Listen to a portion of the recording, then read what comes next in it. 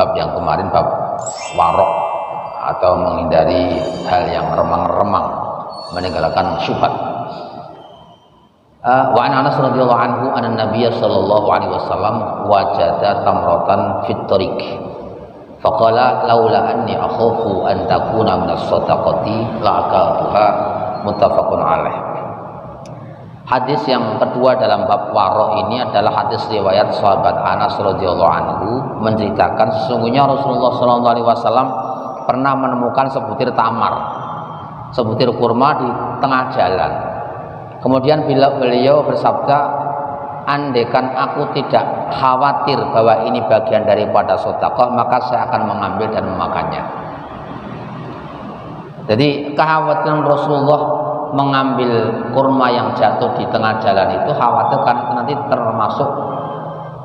termasuk sedekah atau zakat yang tercecer. Sementara keluarga besar Rasulullah itu dilarang memanfaatkan harta zakat. Khawatirnya bukan karena itu. Bukan karena itu barang yang tidak dimiliki Rasulullah, tidak. Sehingga ini seperti yang saya sampaikan kemarin bahwa di antara sikap warok itu ada warok yang dibenci oleh Allah Subhanahu wa taala. Karena apa itu? Ada yang namanya warok itu saking berlebihan. Jadi rumangsanya hati-hati, tapi saking berlebihannya akhirnya karena dia tidak punya indikasi bahwa itu ada kemungkinan keharamannya. Begini, kalau kedekatan Rasulullah dengan sahabat atau sahabat dengan sahabat yang lain itu saking dekatnya, sehingga seolah-olah harta yang dimiliki oleh mereka itu karena saking sebenarnya digambarkan dalam Al-Quran itu, laisa alaikum junahun an taqulu min buyutikum au buyuti abaikum au buyuti ummatikum au buyuti ikhwanikum au buyuti akhwatikum au buyuti a'mamikum au buyuti ammatikum au buyuti akhwalikum au buyuti kholatikum au ma malakum mafatihahu au sadiqikum. Terakhir, jadi kita tidak berdosa memanfaatkan memakan makanan yang berada di rumah orang tua kita tanpa izin.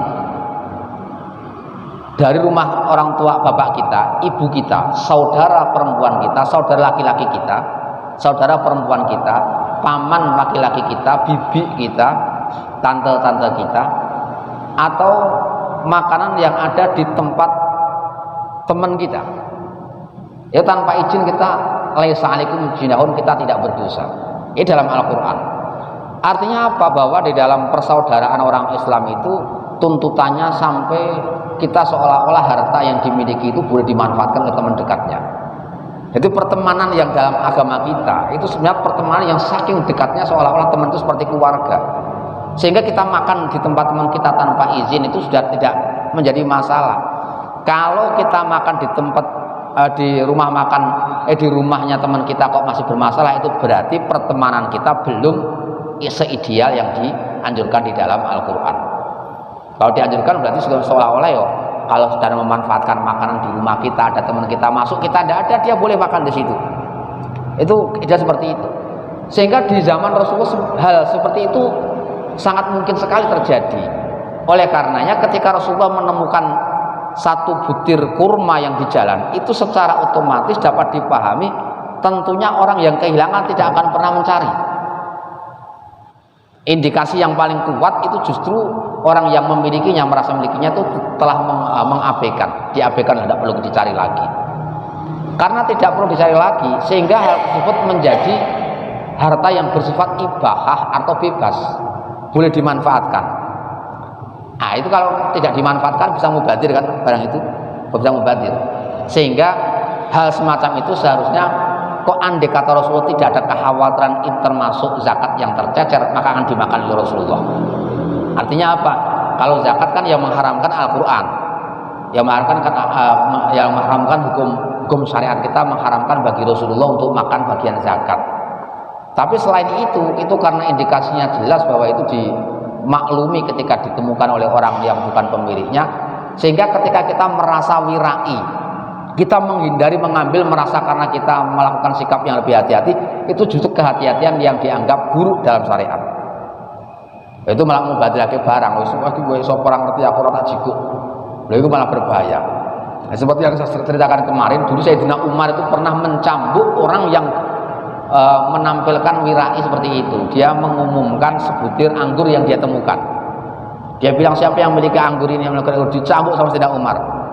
Karena Sayyidina Umar menganggap apa itu kalau berlebihan, barang seperti itu sesepele itu masa harus diumumkan, dimanfaatkan, dimakankan tidak apa-apa, masa nanti dipersoalkan oleh temannya. Hanya sebutir anggur tok dipersoalkan temannya. Sementara pertemanan pada saat zaman Rasulullah itu sangat ideal sekali, seperti yang digambarkan dalam Al-Quran. Wong makan makanan temennya yang ada di rumah pun tidak apa-apa, lagi di jalan kan semakin tidak apa-apa itu, semakin tidak apa-apa. Sehingga dicambuk Sayyidina Umar. Bahkan Sayyidina Umar membaca orang ini mengumumkan penemuannya terhadap sebutir anggur di jalan, kemudian dia umumkan ini, justru ada unsur riak. Dia pengen menampilkan bahwa dia orang yang sangat disiplin syariat. Dia pengen mendapatkan legalitas bahwa dia orang yang wirai. Biar orang-orang, oh itu orang yang sangat hati-hati. Ini sangat sekali sangat rumit sekali dan sangat tertutup sekali. Kadang-kadang orang itu menampilkan sikap yang baik, tetapi dia punya target yang buruk. Contoh, dia menampilkan seolah-olah dia orang yang sangat hati-hati di dalam beragama, sehingga dia perlu mengumumkan itu. Tapi di batinnya dia pengen menampilkan bahwa dia merupakan orang yang sangat hati-hati, biar orang lain mengakui dia sebagai orang yang memiliki kehati-hatian dalam beragama. Itu justru malah buruk. Jadi ini riak semesti riak, tetapi riak dengan menggunakan menggunakan simbol agama. Itu yang jarang sekali kita perhatikan. Mulai wong tawadhu, jika dalam kajian kitab-kitab tasawuf itu wong tawadhu itu tergantung motivasinya.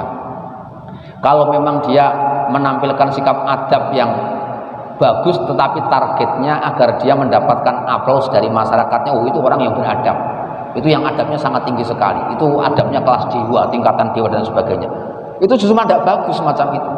Wong menampilkan adab tetapi targetnya agar dia mendapatkan penilaian masyarakatnya, itu kurang bagus.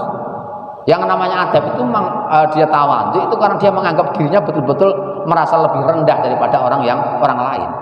Tapi tanpa mempertimbangkan bahwa nanti kita akan mendapatkan aplaus dari masyarakat kita, mendapatkan pujian dari orang di sekitar kita, itu tidak kita pertimbangkan sama sekali.